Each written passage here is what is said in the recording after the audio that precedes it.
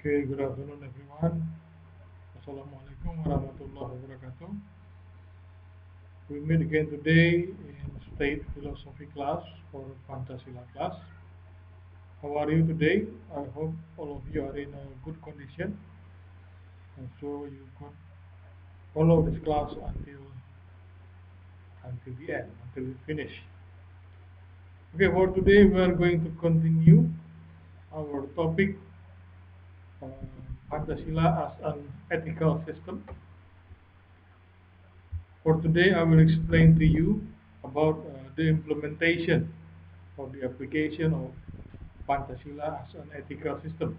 So, how to use Pancasila ethical perspective to analyze uh, several cases in the daily life, especially the biggest cases that haven't been solved in Indonesia until today. Okay, first I will explain to you about what is the cause also of the multi-sectoral crisis in Indonesia. Actually, in Indonesia, at the end of the new order regime, uh, there was a multi-sectoral crisis, which makes Indonesian economical growth in the minus section. So it's not growing at all, but decrease. It's not increase, but decrease. And until now, the economic, political, social, cultural, defense, security, and education, and other crises still happening in Indonesia. And the source of this crisis, or the roots of this crisis, is not just because of the economical collapse, but it also about the moral or mental of several administrators, several state administrators, such as several administrators in legislature, legislative, executive, and judiciary. Which is why we will continue to the next. Okay, so the reason behind this multi-sectoral crisis in Indonesia is not just economical collapse, but it's also a moral crisis.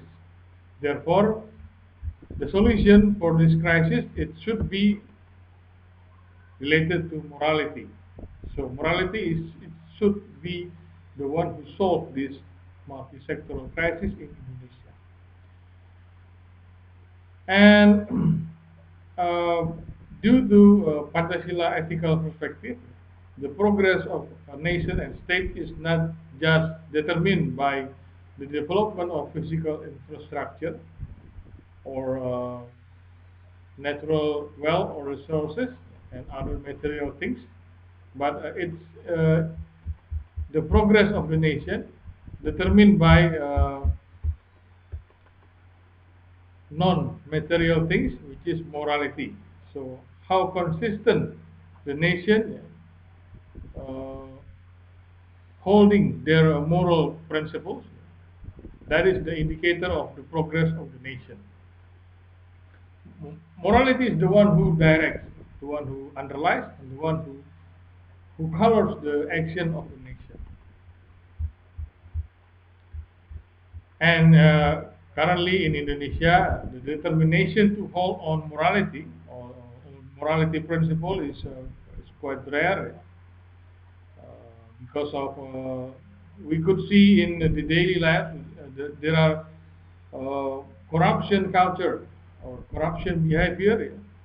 That is one clear proof that the Indonesian nation is still in the crisis or in the moral crisis.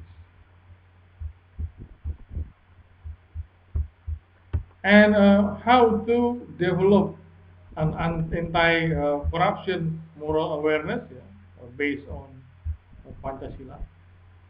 We could have a look at the meaning of the corruption. Literally, it means, according to Merriam-Webster dictionary, It means dishonest or illegal behavior, especially by by powerful people, such as a government administrator or a police officer. So this is the picture of one well prominent, yeah, one prominent corrupter, yeah, one prominent actors of corruption. His name is Gayus Tambunan. He was the official in the tax department, finance and tax department. The officer, he was the officer in that department, and he also the one who took the bribe and gave it to his superior. He was in jail, but several times he could go out because of he could bribe some person, some people in jail, and then which is why he could go outside the jail. And actually, there are two approaches to solve the problem of corruption. First, we could use external approach or using law or law enforcement. We could use like coercive power. We could use the force or exterminate corruption by force or power. Second, develop an awareness within the individual. So it could make the individual awareness of anti-corruption. And this second approach is strengthened through education and habituation.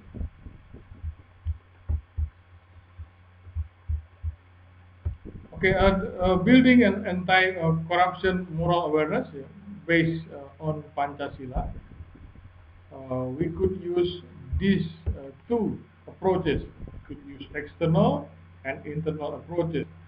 First is we could, the legislative, we could give our aspiration to the legislative, and then they make the new law who could exterminate the corruption faster than before, and the law enforcer could use that law to to catch or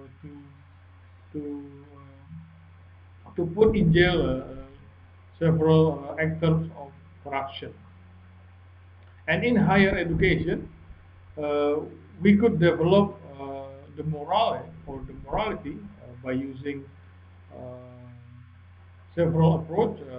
One of it is a personality education, which includes Pancasila education or state philosophy class, uh, which our uh, experiencing right now.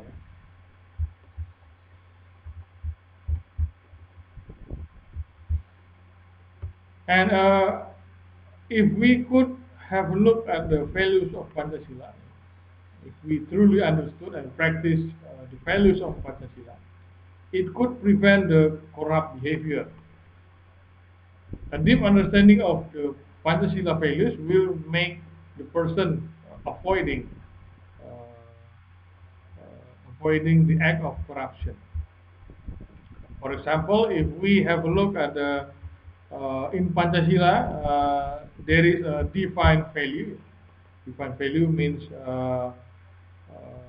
the value of God. So, according to every religious teaching, there is no religion encourage corruption. Almost every religion, they are the prohibiting the corruption.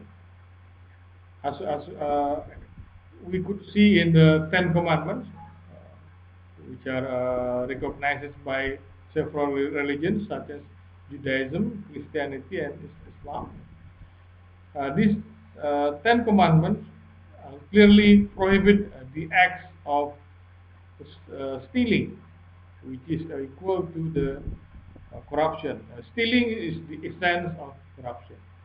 If we know, if we could implement this value, because the defense value also connected to humanity values and unity values, democracy and social justice. If we could implement all the values all together, I think we could prevent the corruption.